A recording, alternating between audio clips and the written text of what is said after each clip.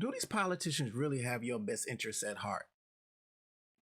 I'm talking to the ladies specifically, those of childbearing age. Do the politicians really have your best interests at heart? I can't be the only one who noticed that there has been an increase of females getting deleted and they're pregnant at the same time. So it's generally a double, triple deletion. Why is the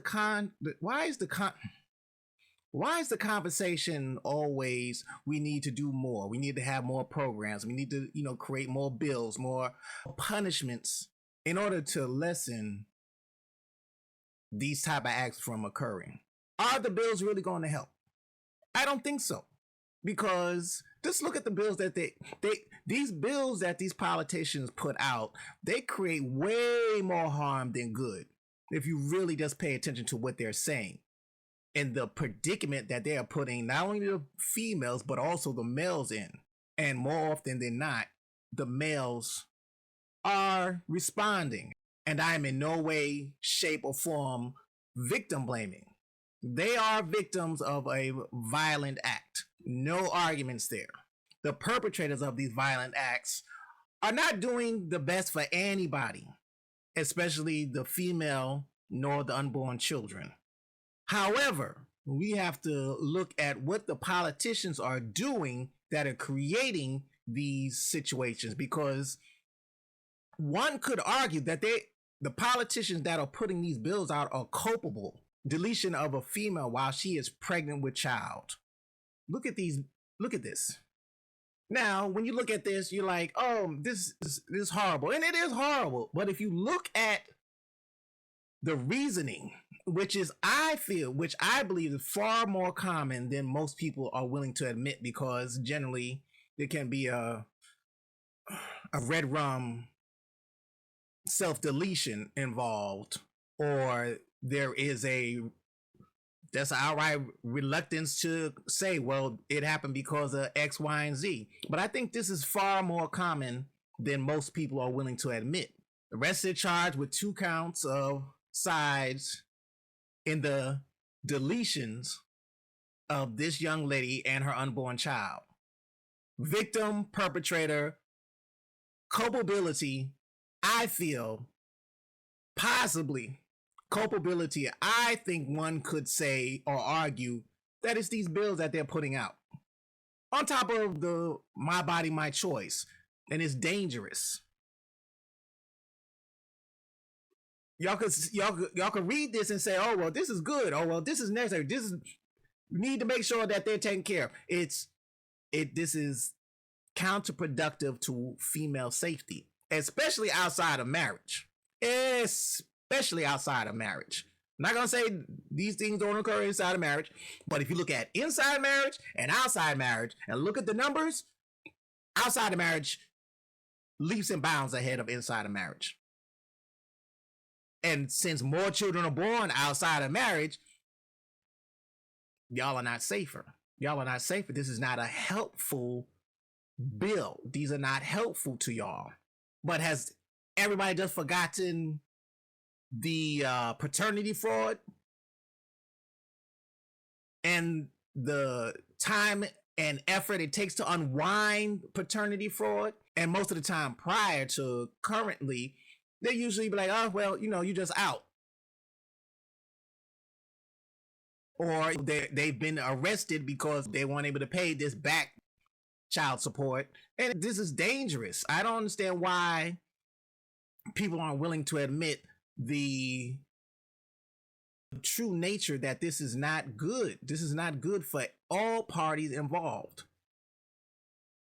There's a lot of weight on these bills that they are putting out under the guise that they're protecting and helping and being helpful to females. They're not. They're, in my opinion, creating dangerous situations that the downside falls heavily on the females.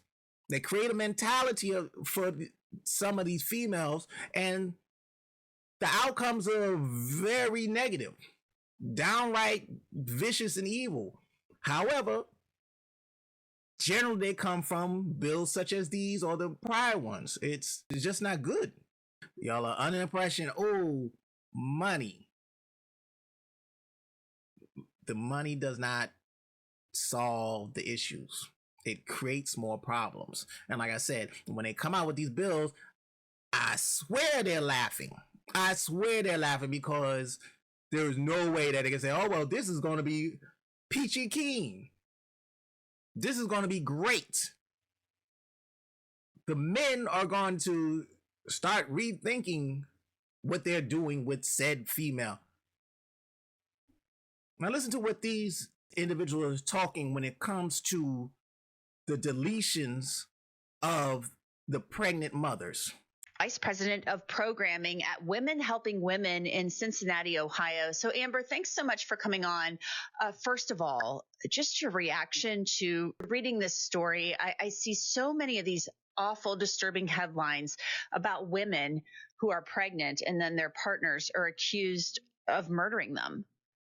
It's tragic, and it's far too common, unfortunately. So I thank you for finding a platform to be able to speak out about the injustice here and, elevate the needs of survivors and their services and the need for services. They're always pushing for services, but they never want to speak about the root cause of these incidences, because the services that they are looking to create or get more funding for can be a cash cow. And I'm not saying they don't need, some of these programs are not needed. That's not what I'm saying. But I'm saying the fact that they're always pushing for more funding. We need more allocation for funds to continue on with this program, but they never want to deal, well, what's at the root cause of all these incidences that are requiring the services? Because if you address what's at the root cause, then there's less need for these programs, less need for the program, less need for funding.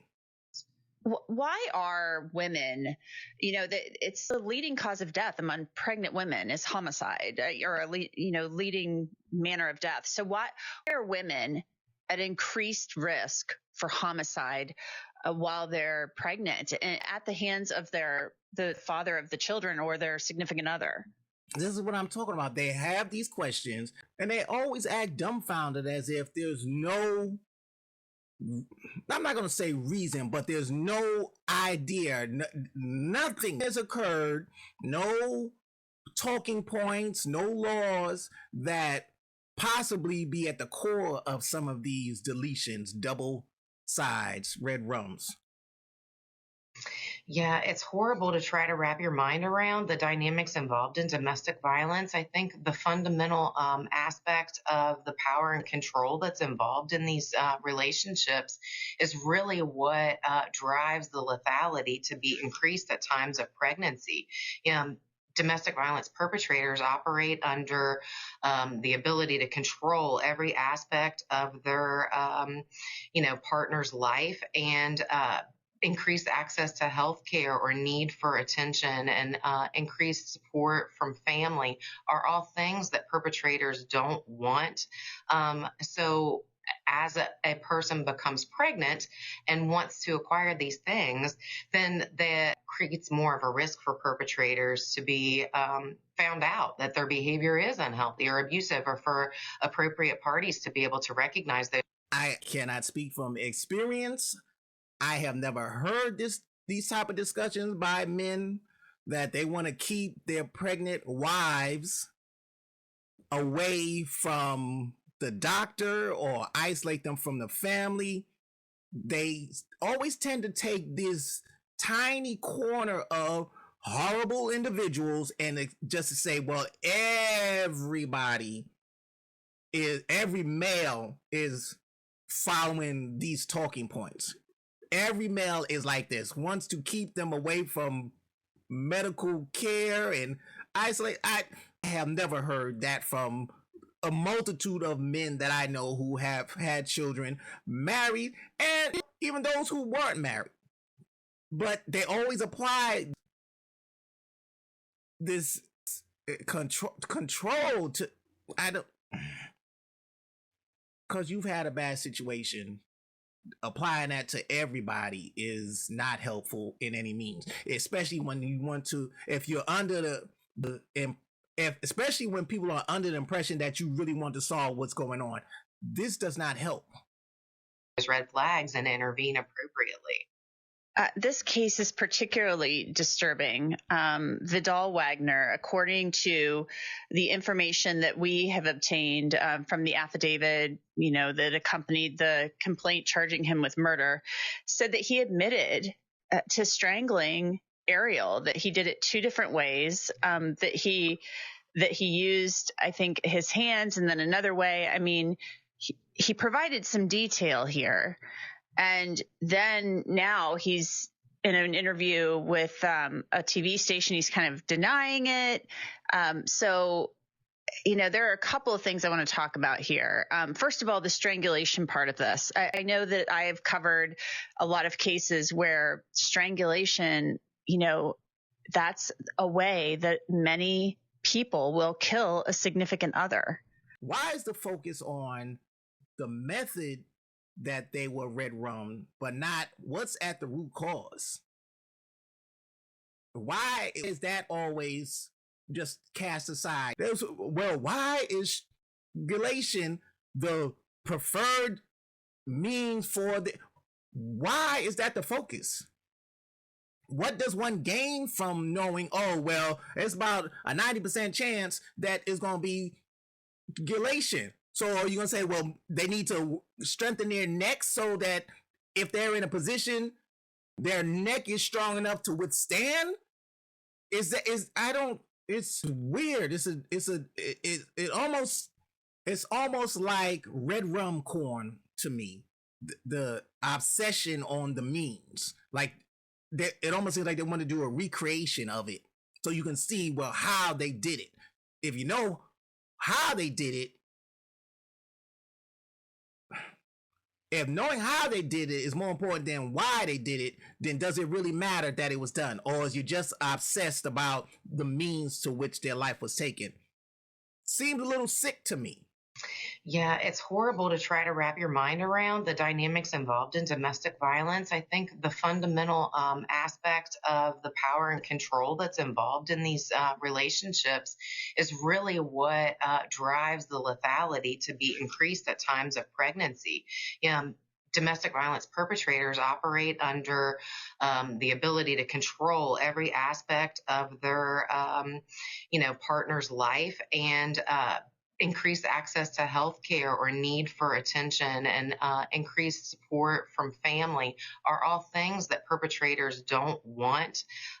So as a person becomes pregnant and wants to acquire these things, then that creates more of a risk for perpetrators to be found out that their behavior is unhealthy or abusive, or for appropriate parties to be able to recognize those red flags and intervene appropriately.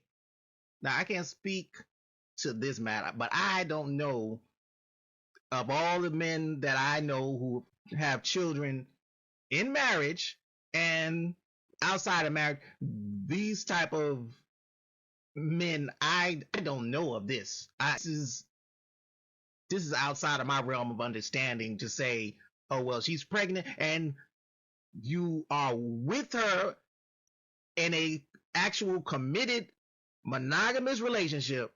You want the child to suffer, your unborn child to suffer by not getting prenatal care. I don't understand that. And keeping the mother away from the family, that increases stress hormones, and those stress hormones going into the child. I don't know of men who want to have children and have built in, before they even get to the outside world, negative consequences and the repercussions of those negative in vitro consequences. I don't know of men who go out of their way to do that. So, but the application that this is always the case, it seems like they're taking a microcosm of those horrible men and applying it to everything. This case is particularly disturbing. Vidal Wagner, according to the information that we have obtained from the affidavit, that accompanied the complaint charging him with murder, said that he admitted to strangling Ariel, that he did it two different ways, that he used, I think, his hands, and then another way. I mean, he provided some detail here. And then now he's in an interview with a TV station. He's kind of denying it. So, there are a couple of things I want to talk about here. First of all, the strangulation part of this. I know that I have covered a lot of cases where strangulation, that's a way that many people will kill a significant other. I don't understand this obsession with how they were red rummed. I mean, they suffered a violent act as a byproduct of a pregnancy that the male was completely against carrying to full term. It's almost perverse when they're looking to explain and delve deep into how the mothers were red rummed. It's almost like red rum porn. It seems to want to satiate some type of sick ability to picture in your head. They show the victim's face, and you could they want you to almost picture how they were taken out. Why are you focusing on how they were deleted as opposed to talking about what led up to that? Absolutely. Yes, unfortunately, we're trying to work very closely to raise awareness around the lethality involved in that situation, and also increase penalties, within the legal and criminal justice system for folks who are battering their intimate partners and applying, tactics such as strangulation, because that is the highest risk. And lethality will lead to the most danger ultimately, and can have, if the survivor is able to continue living past that violent incident, could have detrimental impacts on their ability to function throughout the rest of their life. What laws have stopped any crimes from occurring? You had capital punishment. Let's see. You had a noose around your neck. You had a squad of people pointing long guns at you. You had using a power grid. You had injections that cause all types of havoc upon the body until it stopped functioning in a living manner. What laws are they expecting to be added on top of the existing laws that have not stopped this? And I'm not saying the laws need to go away. They're non-functional. I'm saying, how about you deal with what's at the root cause of this particular problem, as opposed to saying, oh, well, we need more laws. We need heavier penalties. We need to, okay, well, if it's done this way, we're going to add another 4 years on top of it. If you get 10 years per se, and you add another 2, does it really matter? Is it helping addressing the issue of women are pregnant? The pregnancy is the byproduct of one night stand. The pregnancy is a byproduct of angry coitus. The pregnancy is the byproduct of revenge. The pregnancy is the byproduct of whatever it is. Do the laws address what's at the root cause, i.e., and again, not victim blaming, just pointing out that if you don't address what's at the root cause, throwing more laws, more penalties does not in any way, shape, or form lessen the probability of it happening, especially when you have 2 people who are both culpable in the creation of the life, but it only takes one of them to decide not to want to bring that life into existence. Yes, they should not be having unprotected coitus. Granted. But if one of them thought it was just an act just for fun and kicks, spring break or Vegas Strip, chilling in Miami Beach, whatever it is, if one of them is under the impression that, oh, well, we just kicking it, we just having fun in the alley, we just having fun in the hotel, isn't it dangerous to say, oh, well, you're going to be subject to the laws that are put out with this child? I don't care. It's not helpful. They are not helping the females in this aspect as one would think that they are. They are not helping y'all. And strangulation, a lot of times, I remember I covered a case when I worked in local news in Cincinnati. There was this woman, poor woman, who was murdered, and her family was trying to pass a bill regarding strangulation in the Ohio State House, because a lot of times when women die by strangulation at the hands of a partner, it's not the first time that this has happened. A lot of times it's happened before where they've been strangled by a partner. It's like a precursor almost. Like this is something that is not uncommon. Are there enough bills? Again, like I was saying, these new laws or heavier penalties and what they call it, enhancement, something like that. But the circumstances of how such and such act is done, and now what do they awareness? Just like I think everybody is readily aware of breast cancer, I think everybody is readily aware of domestic violencia. I think everybody is aware of it. Another bill named after somebody else who suffered the same consequences of somebody else does not in any way, shape, or form change what is already occurring, what will continue to occur, unless you address what's at the root cause.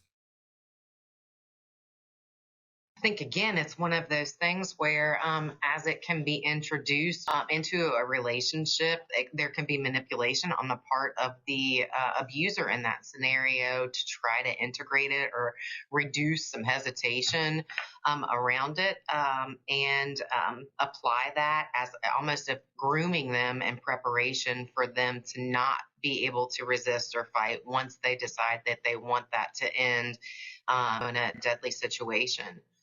So yes, it is definitely an indicator of high lethality, and doing lethality assessments as advocates are coming into contact with the survivors and pointing out the concern if that is something that has occurred to them is something that has to be done so that survivors themselves can understand, the escalation that can occur from that and where it could end with fatal consequences. This man, Vidal Wagner, gave a pretty revealing television interview to a TV station down there in Tennessee. And he apparently was asked very directly by this reporter, did you kill her? And he said something to the effect of, what did I do? And took a long pause and said, no, dude, I didn't. She did it to herself. I told her this is the way. I had a beautiful future set up for us. She wanted to act crazy. She chose this. It didn't have to be this way. And then the reporter follows up and asks, so you were mad that she got pregnant? To which he replied, listen, when I started that relationship, I told her, if we get pregnant, are we going to do something about it? And she said, yeah. She found out 10 weeks in, she said, I want to keep it. I'm like, didn't we have that conversation? I'm not doing this. She said, yeah. That is just stunning to me. I was flabbergasted when I read that. I mean, he didn't have to stay.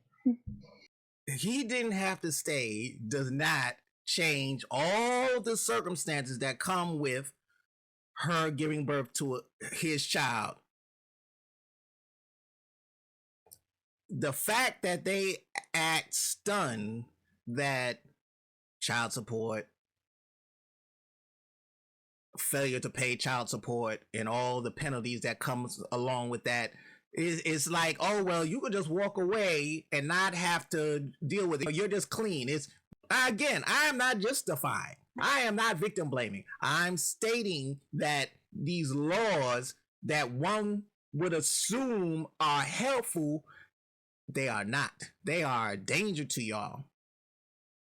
They are putting y'all in predicaments that is not helpful, is not healthy to you. And they can cause the worst of worst circumstances to occur in the taking of your life. And the fact that they act dumbfounded, oh, well, why would he do that? He could have left. As if you just walk away. This is not Jason Bourne, and his whole identity is erased, and there's no way to find him unless you go well up into the what's it called it?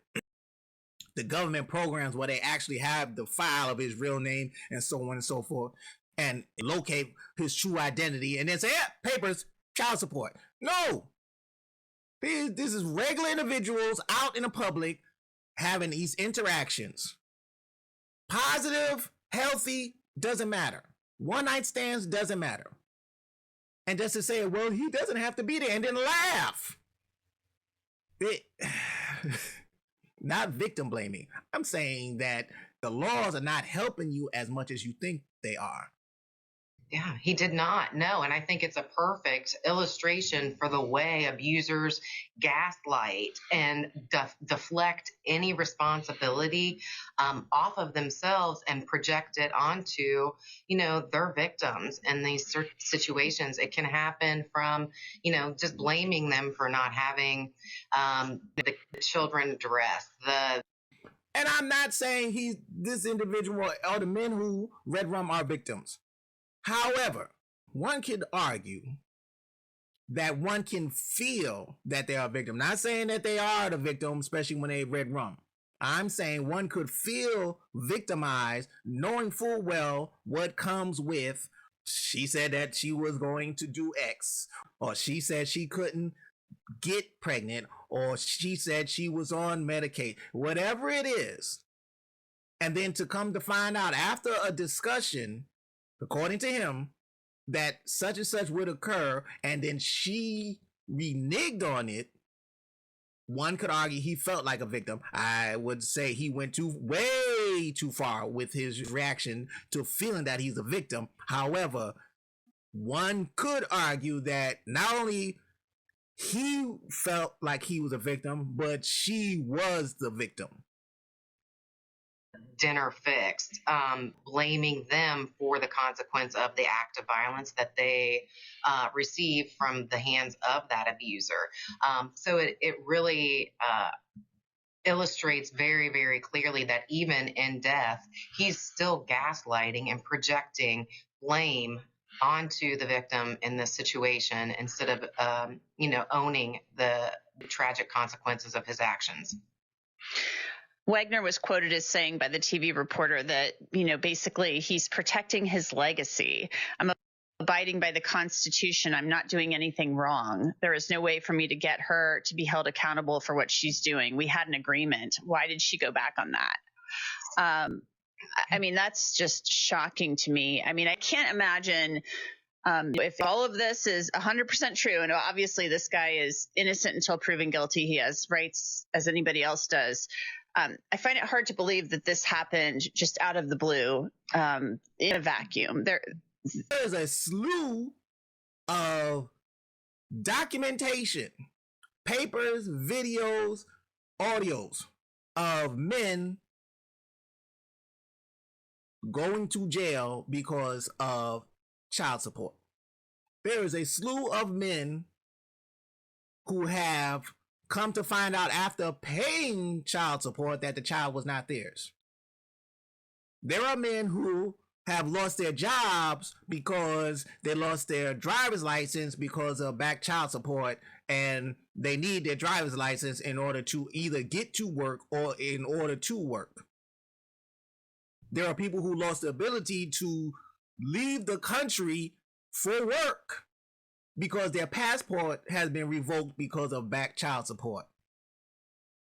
It isn't a vacuum.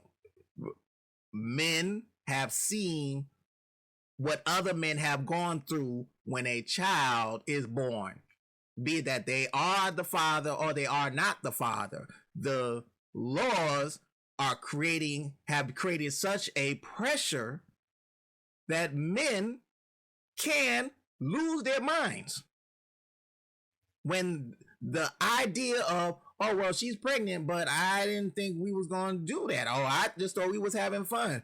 I don't even know your name. You don't even know my full name. You just know my street name.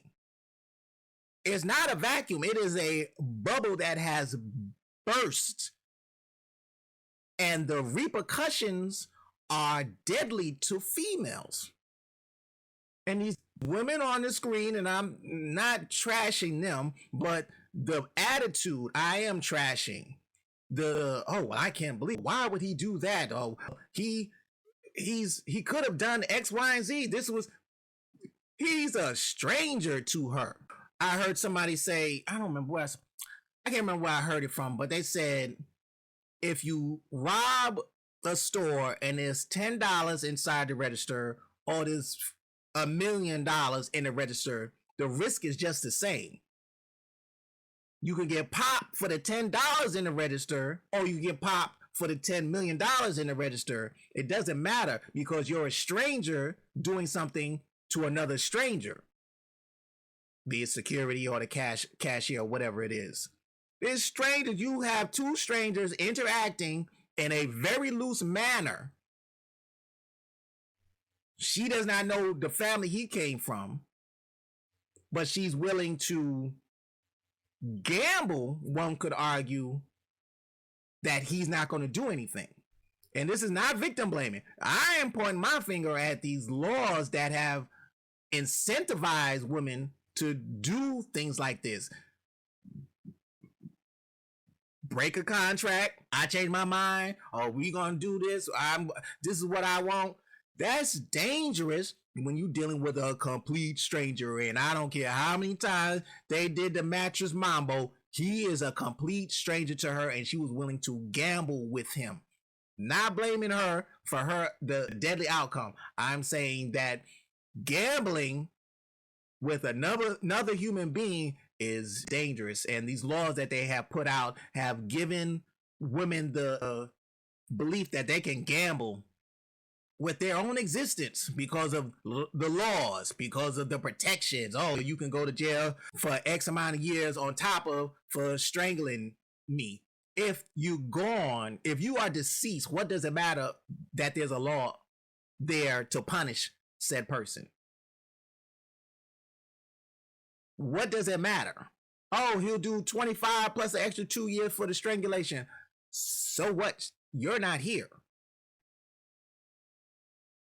There had to be something leading up to this. If I were a gambling woman, I would say that this is not the first time that there has been violence present in this relationship. And I just would like to point out that the fact that he has equal amount of responsibility and access to ways to prevent pregnancy if he was that determined to not procreate and protect his legacy in this scenario. Oftentimes, reproductive coercion is a part of intimate partner violence that,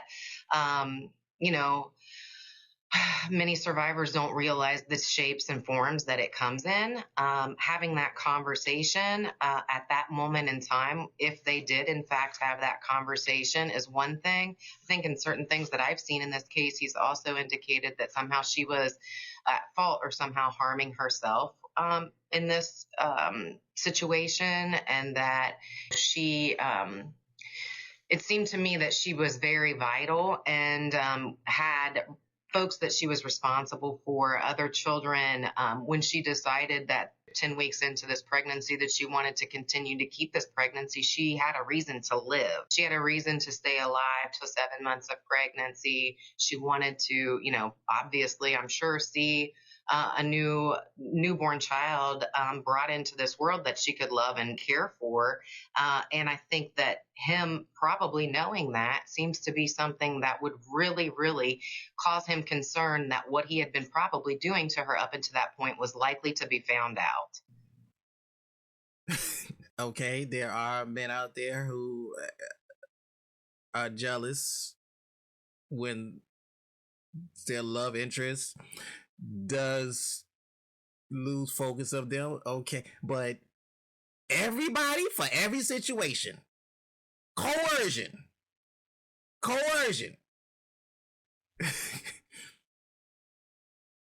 That's the root cause. Okay. And end with consequences that he would need to endure. If we have any pregnant women watching right now and any of this sounds familiar, or women just generally speaking, maybe they aren't carrying a child, but any of this sounds eerily familiar, what are your words of advice? My words of advice are familiarize yourself with resources locally or even nationally, wherever you are, that will support you and help you if you have any inclination or intuition that your relationship does not feel safe, that you don't feel valued, and that you're not. So her response to what she just heard about the young lady getting deleted is have a Rolodex of programs to help assist you after the fact. After you find out that you're in a hostile situation, not prophylactically. Don't get involved with somebody and play games with a total stranger. Make sure all of the how to get a TRO, what's the other one? The protective orders. Know all of the safe houses. Know all of the outreach programs to assist you once you are getting roughed up in this situation with a total stranger. That's what you should do if you're pregnant, or if you're not pregnant. Collect all this information ahead of time, because when it happens, at least you won't be behind the 8 ball. You'll be ahead. That's rich. I don't.